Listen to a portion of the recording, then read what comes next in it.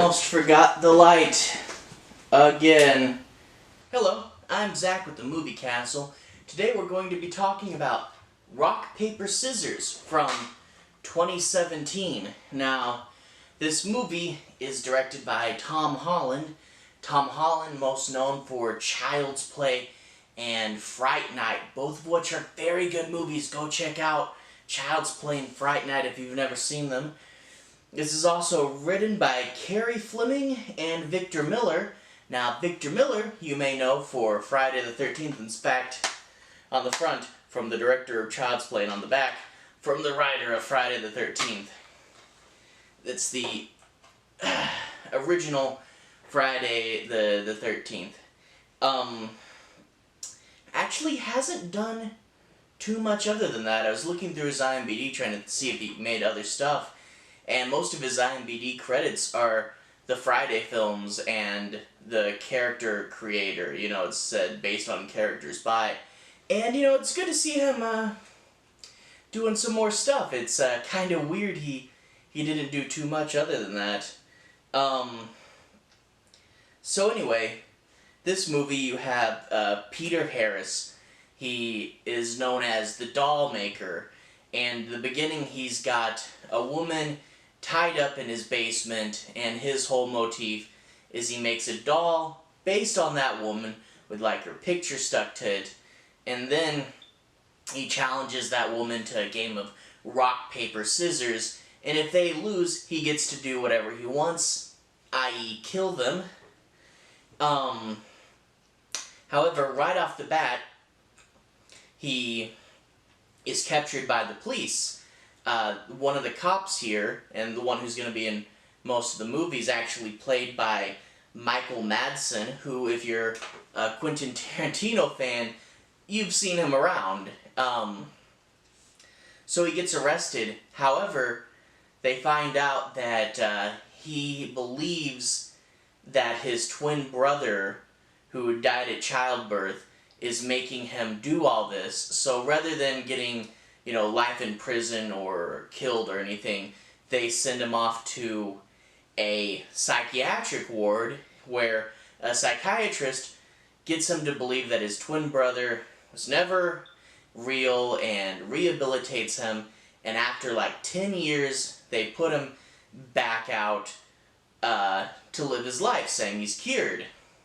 Now, that doesn't sit well with Madsen. And also, the sister of the last victim doesn't like it either, and she poses as a journalist who wants to write a book about him to gain his trust and then prove that he is still crazy and get him locked up again. So,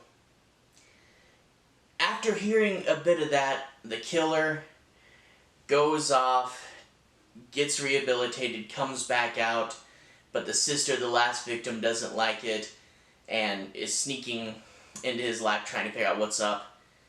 This is a very similar plot to Psycho 2, which is actually a really underrated movie, a really underrated Psycho sequel.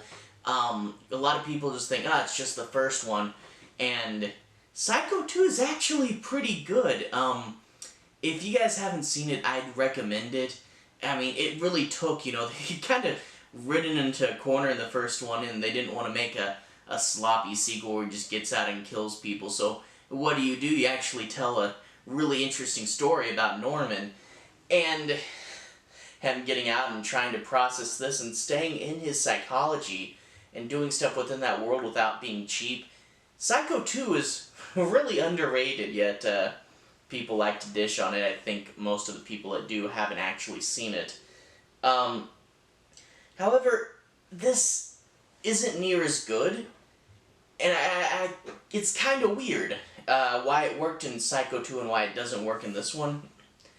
I think one thing with Psycho 2 is you actually did have a real amount of time between movies, so him being rehabilitated was a real concept because they'd literally waited years and years between movies. This one, you see him in the opening credits being all evil, and even though they do explain his backstory, he had like a really horrible uncle, and it gets really dark, And even though they do give him a sympathetic backstory, he's oddly hard to sympathize for. I think another reason too why I worked in Psycho 2 is you got to see Anthony Perkins, who plays Norman Bates, really do a good job acting, and you see him being scared of things and him not really being a dangerous guy, but being a guy that was put in a bad position, and the way he conveys that is just done so well. In this movie, the main actor's kind of weird. He does this like weird gruff voice, and sometimes he'll be like, "Ah, get out of my house," and other times he'll be really afraid. And in the performance, I mean, obviously, Anthony Perkins is a great actor, and it'd be hard to get anywhere near that. But yeah, it really is a tough job trying to sell this idea of someone who did bad things, but it was because of a bad life and the idea that he probably isn't dangerous anymore. So the performance didn't sell it as well either. And also, like, I really like Tom Holland. I love Fright Night and Child's Play. He uses a lot of humor in his work, and even though Child's Play and Fright Night are both scary movies, there's lots of fun to be had in them. And this, it got really dark, especially in the flashback scenes. And I kind of wonder, if they knew they were going to get Holland, why they didn't put a little more humor and life into this film. And yeah, I don't know. I really could have used a bit more humor. And then also throughout the center, it just kind of meanders, a scene where he's wandering around the house and it's semi-spooky, or a scene where the girl comes over pretending to write her book. And, it builds up to a pretty satisfactory conclusion, even if at the end there are a few kind of weird moments. It does build up and go fairly well at the end, again, other than a few weird moments. But, yeah, overall, there's not too much going on with this movie. I really, wish they had put a little more creative, weird things, because, yeah, it does meander for a while, and it's hard to really get behind a central protagonist, too, It's like, you can kind of get behind Madsen, even though he's a little crazy. Well, he's Michael Madsen, angry. The main girl, yeah, you can kind of get behind her, even though the story is clearly told from the killer's perspective, and it's hard to get behind him. Yeah, lacking that central main character that you can get behind, I think also really hurt this. But I don't want to dish on it too much, it does have some faults. There are some good things. Primarily, I mentioned a few times, Michael Madsen. A lot of times when you get a direct-to-DVD type deal, although I think this had like a limited theatrical release, a lot of time, I don't know that for sure, it's just that I picked it up in 2019 and this came out in 2017. But anyway, a lot of times when you get a movie like this and they have a big-name actor, they're just in it for a minute.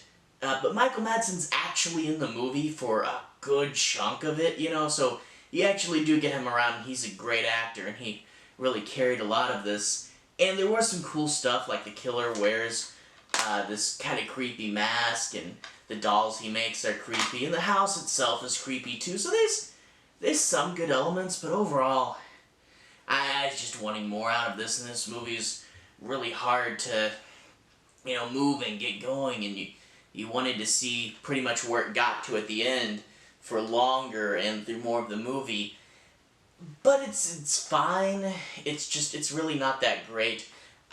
This movie, if you find it streaming somewhere, I don't think it is at the moment, but if you do find it streaming somewhere, if you see it for cheap and you're kind of a horror geek, you probably get some enjoyment out of this. Really the only ones who I strongly, well, not super strongly, but the ones that probably want to pick this up are the real horror geeks that just want to see what Holland and Victor Miller are doing. And, the people that want to follow their careers are going to pick this up. And it's interesting enough. It's just, it's not that great, but it is fine. So if you see it for cheap, see it for streaming, and you have a day free, and you're like, whatever, I'll watch a movie. It's not terrible, but I mean, it's not really something I go out of my way for. I feel like I'm being really negative, and I don't want to be. It's fine. It's not really that great. I don't like being negative. Anyway, that was, yeah.